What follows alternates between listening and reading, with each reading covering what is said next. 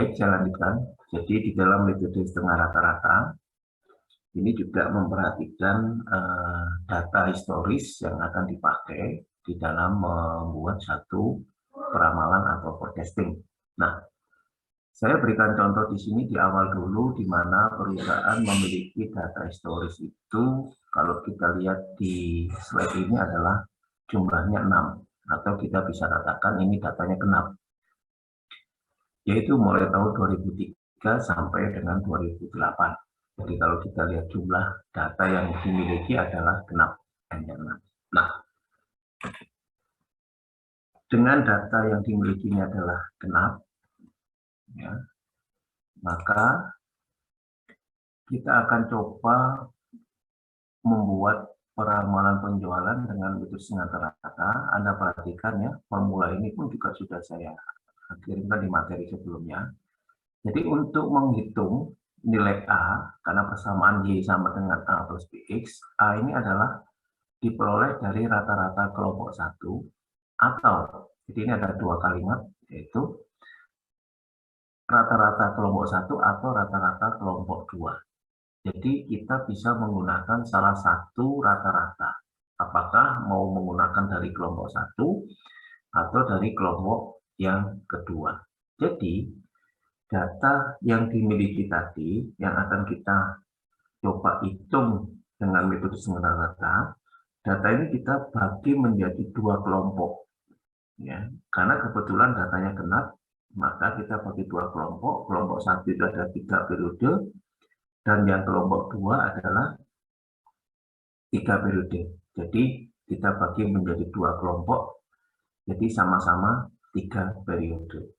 Ya, jadi N-nya adalah sama-sama 3 periode dalam satu kelompok. Maka kemudian kita rata-ratakan ya di kelompok 1 ini, ya, mulai tahun 2003 sampai 2005 kalau kita rata-ratakan adalah 55.000. Sedangkan di kelompok kedua adalah 72.000. Jadi untuk menghitung nilai A-nya ini, Anda boleh mengambil dari rata-rata kelompok 1 atau kelompok 2. Jadi kalau Anda gunakan kelompok 1, ya rata-ratanya A-nya adalah 55.000. Sedangkan kalau Anda menggunakan dari kelompok yang kedua, maka A-nya di sini adalah 72.000. Jadi salah satu Anda boleh gunakan. Lalu, untuk menghitung nilai P di sini, ya, di sini dijelaskan bahwa untuk mendapatkan nilai atau angka nilai P di sini, yaitu diperoleh dari rata-rata kelompok 2 dikurangi dengan rata-rata kelompok 1. Jadi kalau saya masukkan di dalam rumusan, X rata-rata kelompok 2 dikurangi dengan X rata-rata kelompok 1. Dibagi, ya, dibagi di sini jumlah tahun atau N yang dihitung dari periode dasar. Jadi yang dimaksud periode dasar ini adalah jarak antara kelompok 1 dengan kelompok 2. Nah, maka 72.000 ini adalah rata-rata kelompok 2 dikurangi dengan 55.000 ini adalah rata-rata kelompok 1 dibagi dengan N-nya. N di sini adalah merupakan jarak antara kelompok 1 dan kelompok 2. Jarak yang dimaksud di sini adalah data di dalam kelompok 1 dengan data di dalam kelompok 2, jaraknya adalah 3. Ya, N-nya di sini adalah 3. Ya. Bukan 6, tetapi 3. Sampai di sini ada pertanyaan? Jadi N di sini yang untuk mengisi nilai P, itu di dalam kalimat sini, ya, rumusnya dikatakan bahwa N dihitung dari periode dasar atau jarak antara kelompok 1 dan kelompok 2. Jadi kalau kita tadi data itu genap, kita bagi 2, maka ada 2 kelompok, ya, kelompok 1 dan kelompok 2.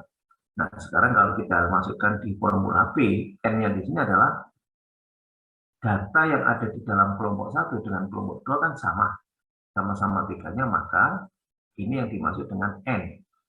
Ya. N-nya adalah jumlah tahun antara kelompok 1 dan kelompok 2 itu di sini jaraknya adalah 3. Jadi N-nya kita isi dengan angka 3. Sampai di sini ada pertanyaan?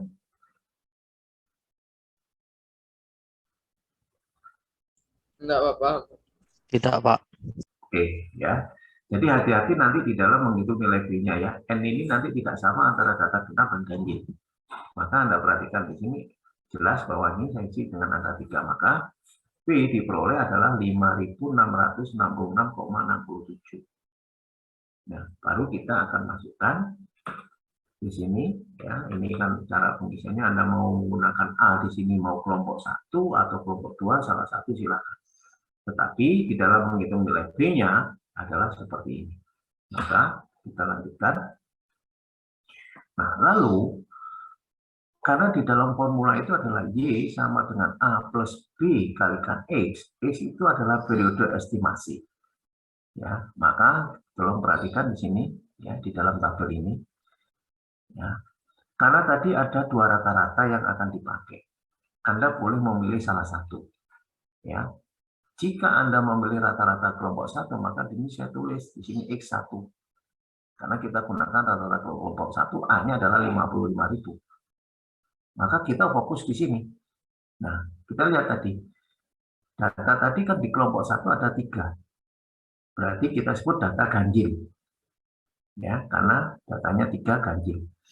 Maka kita masih ingat di dalam metode least square, jika data ganjil bagaimana? Maka di sini ada nilai tengahnya 0. Ya, di dalam metode least square, di sini kalau data ganjil berarti di sini kalau kita itu di sini ada nilai tengahnya 0. Maka sebelum 0 adalah minus, setelah 0 adalah 1, positif. Ya. Dan seterusnya. Ini urut kalau datanya ganjil. Ya. Kalau Anda menggunakan rata-rata kelompok 2, ya, sehingga A-nya adalah 72.000, maka Anda fokus di kelompok 2. Di sini saya beli warna yang berbeda. Maka di sini saya pakai rata-rata kelompok 2. Jika saya mengisi A-nya adalah dengan rata-rata kelompok 2. Ya. Datanya sama, kebetulan kita bagi 2. Tadi awalnya 6, sekarang menjadi ganjil. Ya. Berarti di sini ada nilai 0, kemudian 1 minus 1. Sama dengan metode least square. Ya. Sehingga pertanyaannya, berapa penjualan di tahun 2009? Ya, berapa penjualan di tahun 2009 jika kita menggunakan metode setengah rata-rata? Proses tadi juga kita hitung. Ya, sampai pada penentuan X estimasinya di sini. Sehingga tinggal Anda mau menggunakan kelompok 1 atau kelompok 2, maka perhatikannya di sini. Sehingga kita hitung di sini. Ya. Nah, jadi penjualan di tahun 2009, maka X-nya di sini adalah 5. Jika kita menggunakan rata-rata kelompok 1, maka Anda perhatikan di sini. A-nya adalah 55.000, B-nya 5.666,67. X-nya berapa? Nah, kita lihat di sini. Jadi Y 2009 itu adalah 5. Ya. Kalau kita gunakan rata-rata kelompok 1. Sedangkan jika kita menggunakan rata-rata kelompok 2, maka A-nya adalah 72.000. Ya, kita lihat di sini 72.000. Maka kita lihat di sini X-nya. X periode estimasinya. Ya, karena kita gunakan di kelompok 2, maka fokus di sini. Maka 2009 X-nya berapa? Yaitu 2. Ini. Kita masukkan periode estimasinya adalah X-nya 2. Sehingga kalau kita hitung, jumlahnya pasti sama. Maka pertanyaannya, Anda menggunakan kelompok 1 dengan menggunakan kelompok 2, maka akan memberikan hasil yang sama. Ya, maka rumus tadi dikatakan A itu bisa dari kelompok 1 atau kelompok 2. Maka X di sini Anda harus bisa pahami, kalau Anda keluar dari kelompok 1, maka hitungnya dari rata-rata kelompok 1. Ya. Kalau hasilnya ternyata salah atau berbeda, berarti ada yang keliru di dalam penghitungan B-nya ataukah penghitungan X periode estimasi. Kira-kira sampai di sini ada pertanyaan? Pak, saya mau nanya, Pak. Iya, silakan. Yang X-nya ini, yang rata-rata kelompok 1, kelompok 2, tadi saya agak lost. Itu bisa 5 sama 2 dari mana ya, Pak? Nah, oke, saya ulang kembali ya. Jadi gini, jadi kan ketika kita masukkan persamaan, ya, Y sama dengan A plus B kalikan X. Ya. Nah, sekarang pertanyaannya, Anda mau menggunakan rata-rata kelompok 1 atau kelompok 2?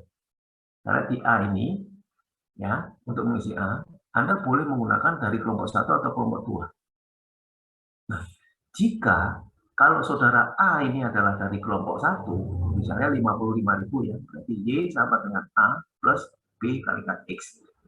B-nya sudah tahu kan? Cara menghitungnya tadi. Oke. Sekarang, kalau tadi Anda menggunakan A-nya itu dengan angka 55.000, berarti Anda memilih kelompok 1 kan? Iya, Pak. Nah, maka untuk mengisi periode estimasi di sini, Anda memulai dari kelompok 1. Nah, kelompok 1 itu datanya ganjil atau genap? Ganjil, Pak. Ganjil 3 kan? Maka di sini Iya. ada 0.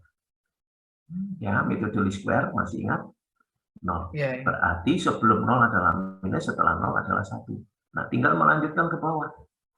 Sehingga kalau ditanya Y tahun 2009 berapa? Kalau 2008 4, di sini X-nya, maka 2009 adalah 5. Oh, lanjutannya itu ya, Pak, 5. Iya, jadi melanjutkan.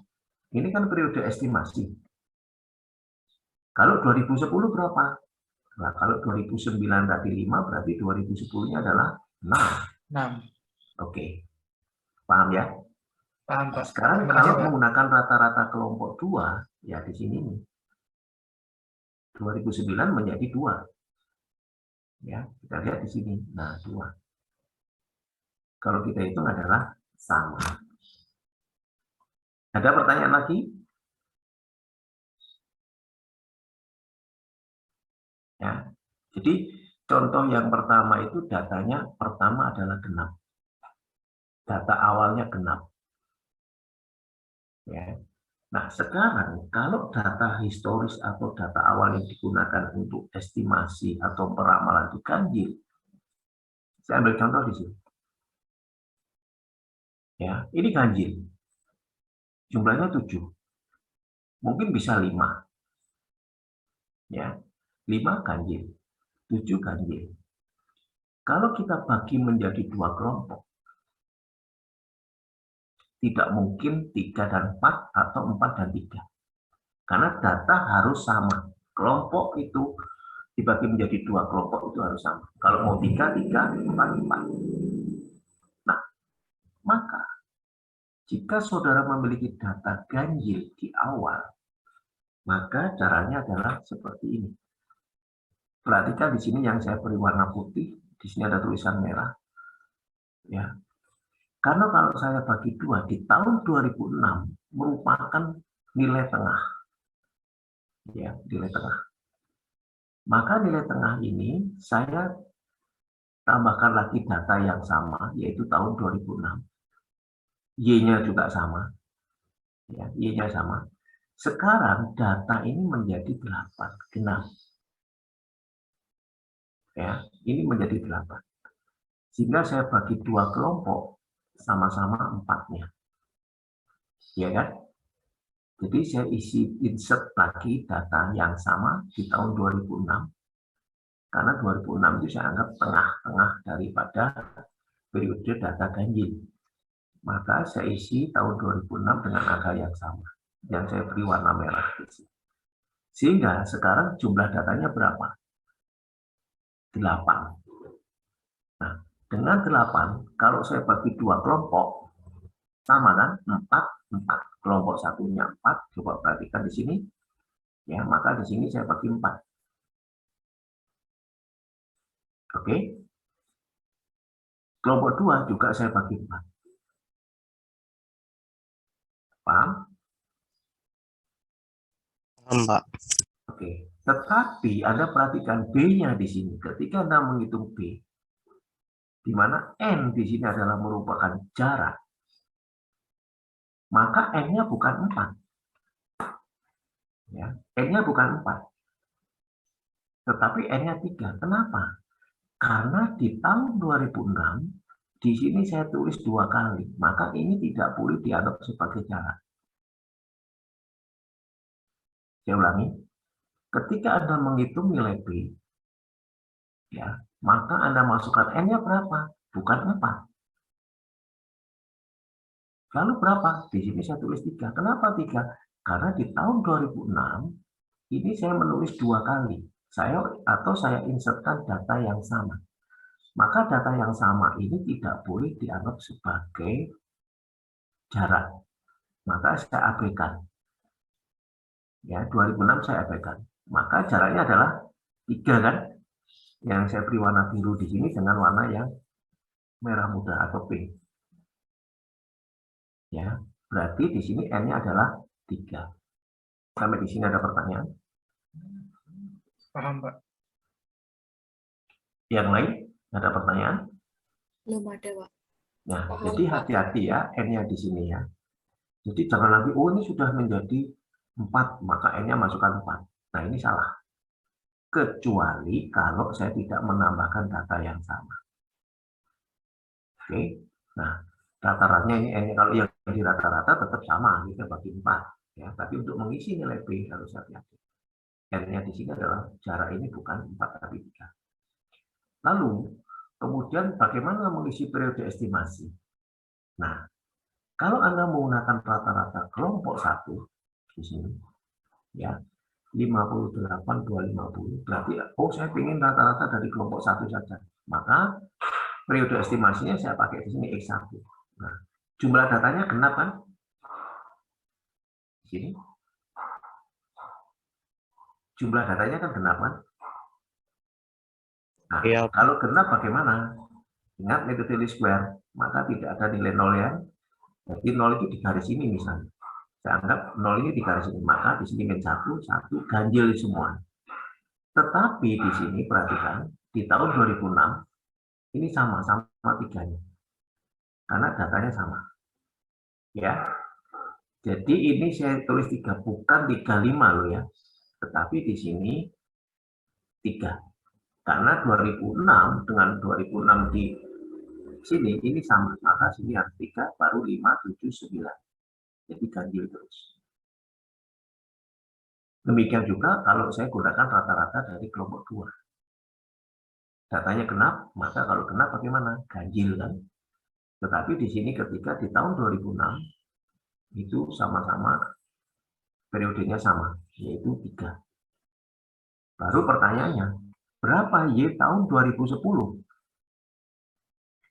X-nya berapa tahun 2010 sekarang? Periode estimasinya. Untuk rata-rata kelompok 1, 11 kan? Nah, kalau rata-rata kelompok 2, menggunakan rata kelompok 2, Y-nya berapa tahun 2010? 5, Pak. 5. Oke. Nah, sekarang kita masukkan di sini. Nah, kalau tadi tidak kita bagi 2, tetapi sekarang kita bagi 2. Kenapa demikian? Karena data yang kita pakai di dalam periode estimasinya adalah genap. Saya ulangi ya. Jadi ini jangan sampai keliru. Ketika Anda sudah menentukan, menghitung, masukkan ke estimasi penjualan di tahun yang akan datang, Anda harus ingat, oh datanya menjadi genap. Maka X-nya di sini kita bagi menjadi 2. Ya. Tapi kalau ganjil tidak perlu dibagi 2. Misalnya, saya punya data 4 tahun, genap kan? Maka nanti di dalam periode estimasi dibagi 2. Ya. Saya punya data misalnya 5, ya kan, bagi 2. Tidak mungkin kan? 3 dan 2, maka tambahkan data 1 lagi. Tetapi masih ganjil kan? Akhirnya X-nya periode estimasi tidak perlu dibagi dengan 2. Kalau 7 tadi, karena kita tambahkan 1 data, jadi 8 menjadi genap. Kalau 9, kita tambahkan 1 data lagi kan menjadi genap kan? Atau ganjil? Ganjil kan? 9, kita bagi 2, tidak mungkin. 4 dan 5, maka saya tambahkan 1 data lagi menjadi 10. Kalau 10 kita bagi 2, maka hasilnya ganjil. Maka tidak perlu dibagi 2. Sampai di sini ada pertanyaan? Pak, maaf Pak, saya Iya. tadi kelewatan yang bagian untuk mencari X1-nya, yang data ganjil. Bisa Yang- Pak tolong diulangi? Yang data ganjil yang di sini. Ini. Bukan Pak, yang di tabel, yang mencari X1-nya itu kok nggak pakai 0 ya Pak? Ini. Ya itu, ya. Nah, oke. Ini kan data menjadi genap kan? 4 kan? Iya, Betul iya. ya? 4. Nah, kalau 4, tidak mungkin ada nilai tengahnya kan? Nilai tengahnya kan di antara ini kan? Iya. Nah, maka saya katakanlah garis ini saya kasih 0 kecil gitu. Berarti di sini adalah minus 1, 1. Oh, iya Ya. Pak. Karena data ini genap, masih ingat ya metode least square. Kalau data genap, ininya harus ganjil. Paham? Kalau data ganjil, ada 0 kan pastinya. Maka ini harus urut 1, 2, 3, 4, 5, dan seterusnya. Ya. Tetapi, coba perhatikan sini. Karena tadi saya menambahkan data yang sama di tahun 2006, maka di sini harus sama dulu. Ya, ini jangan sampai lupa kalau ini berubah, misalnya ini 1, 3, Anda tulis 5, karena Anda menambahkan data lagi tulis 5, maka Y-nya di sini periode estimasi akan berubah. Yang seharusnya berisi 11 menjadi berisi 13. Ya, maka saya bilang ini harus teliti dan cermat. Kuncinya di mana? Anda perhatikan data awal, historis yang dipakai. Oh, ini datanya 7 ganjil. Kalau saya bagi 2 tidak mungkin sama. Maka saya harus tambahkan data. Nah, dengan tambahan data berarti ada nanti di dalam periode estimasi harus angkanya sama. Oke, ada pertanyaan? Saya Pak. Ya, silakan. Saya ulang. Ini kan datanya berarti 7. Kalau Betul. di 1 kan jadi 8. Terus Iya. kalau dibagi 2 hasilnya genap, berarti nanti di X-nya nanti dibagi 2 ya Pak? Ya, X ya, periode estimasi ini ya. Ya. Yang ini. Nah, ketika Anda masukkan estimasi kan kita fokus di kelompok 1, misalnya Anda gunakan kelompok 1 ya. Berarti kan datanya kena 4 kan? Ya. Ya. Jadi misalnya Anda, oh saya ingin A-nya di kelompok 1, berarti 58, 250. Berarti X-nya ini fokusnya di periode 1, berarti datanya kena kan 4. Nah, kalau data 4 berarti kan ini. Kalau least square kan kalau datanya kena bagaimana? Ini kan. Nolnya saya anggap di garis ini. Ini 2 kan. Kita bagi 2, ini 2, ini 2 kan. Berarti nolnya di sini. Di garis ini. Berarti sini adalah minus 1 plus 1. Ya, sigma X sama dengan 0 kan. Seperti itu. Paham ya? Atau masih bingung?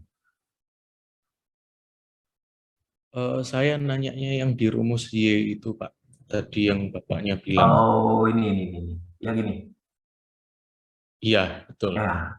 Kalau datanya 9, kita tambah 1, 10. Kalau 10 dibagi 2 ganjil, berarti nggak perlu dibagi 2 di situ ya? Betul.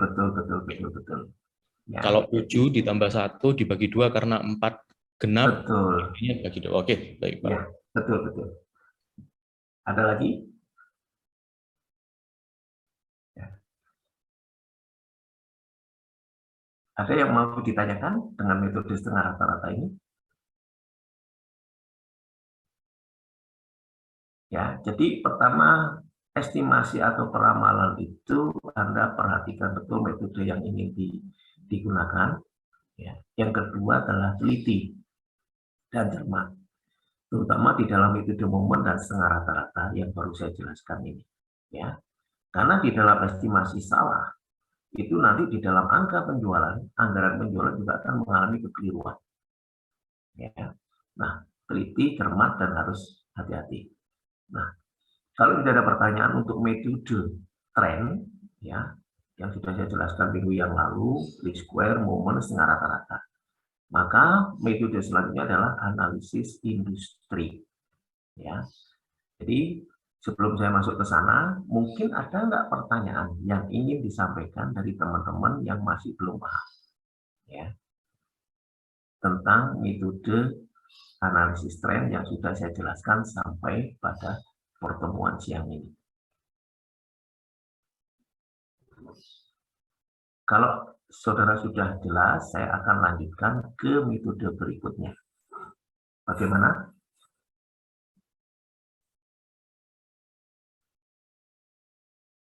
Bisa dilanjutkan? Bisa, Pak. Oke, saya lanjutkan metode berikutnya.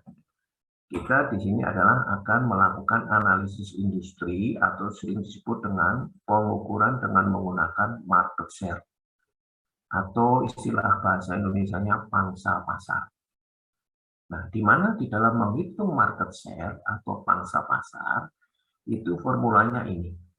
Permintaan perusahaan dibagi dengan permintaan industri. Nah, dikalikan dengan 100%. Saya ambil contoh di sini. Ini adalah industri ponsel. Di dalam industri ponsel itu, di dalamnya terdapat berbagai merek. Ada Samsung, ada Oppo, ada Vivo, ada Xiaomi, ada Realme, atau mungkin sekarang banyak lagi, ya. Atau saya sebutkan di sini others, lain-lain. Ya. Nah, kalau dulu masih ada yang Nokia ya. Nokia mungkin belum sampai ke Android, mungkin sekarang juga ada sudah Android ya. Saya masukkan di others. Nah, ini adalah industri. Di mana di dalam industri itu terdiri dari berbagai perusahaan-perusahaan yang menghasilkan produk yang sama.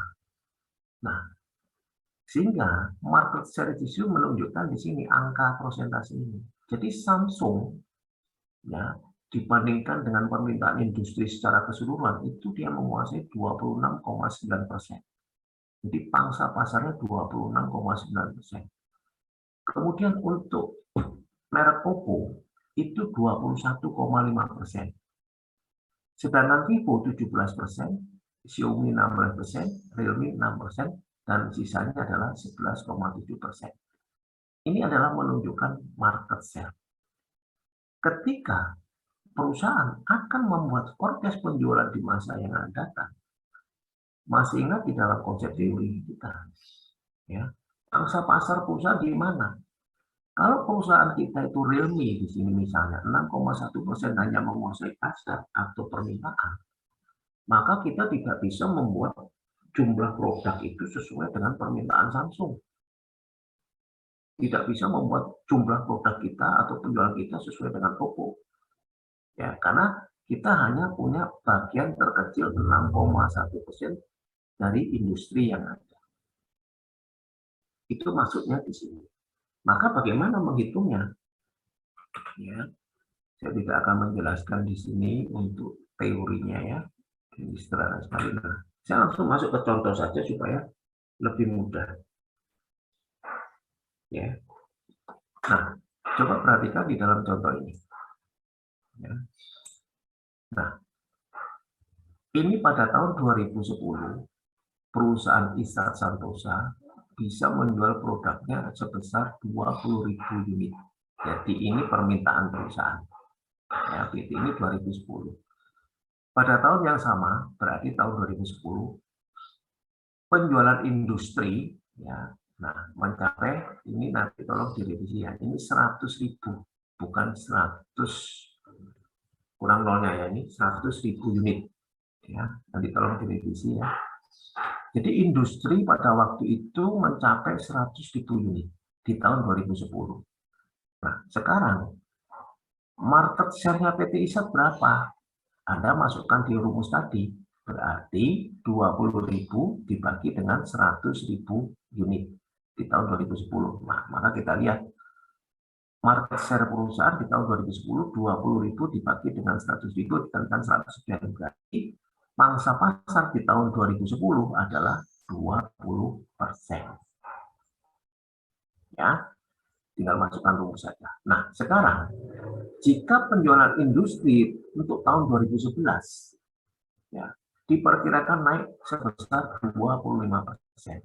Jadi mengalami kenaikan 25% dibanding tahun 2010. Kalau 2010-nya itu industrinya 100.000, akan mengalami kenaikan 25%, maka di tahun 2011 industrinya berapa? 125.000. Ya.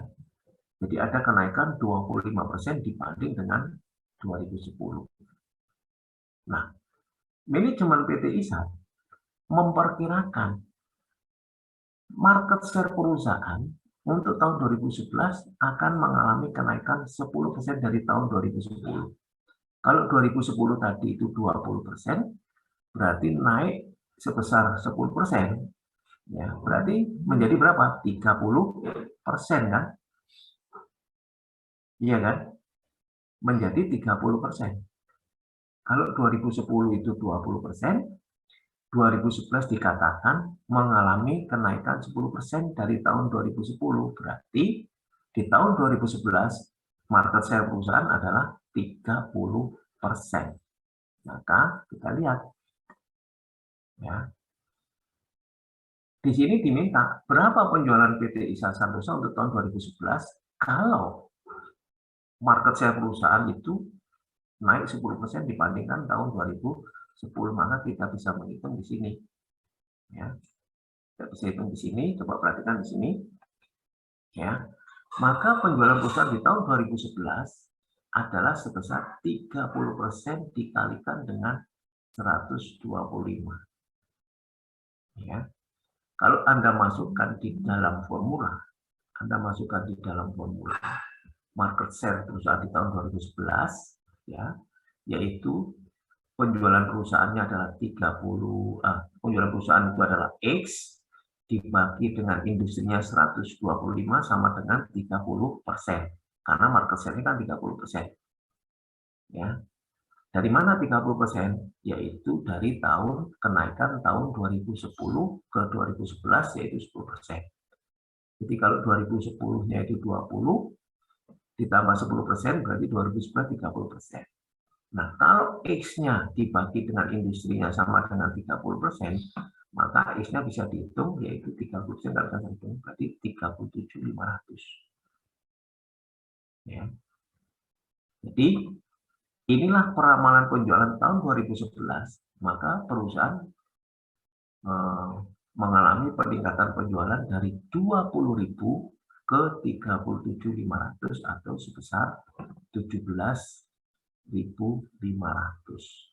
unit. Nah, itulah yang penjelasan, maka market share sebenarnya bisa dipakai untuk mengestimasi penjualan di masa yang akan datang. Ya. Jadi analisis industri ini juga bisa dipakai menganalisis penjualan perusahaan di tahun yang akan datang. Ya. Dengan dasar analisis industri tadi. Sampai di sini ada pertanyaan?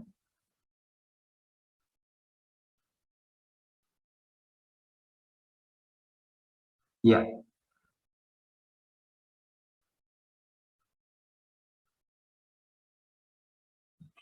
Nah, kalau kita hitung secara manual, ya, penjualan di tahun 2010 industri 100.000 kan? Betul ya, 100.000 kan?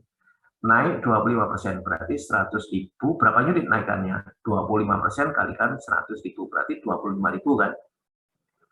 Nah, kalau saya pakai cara seperti ini, dianggap bahwa 100.000 itu adalah 100%.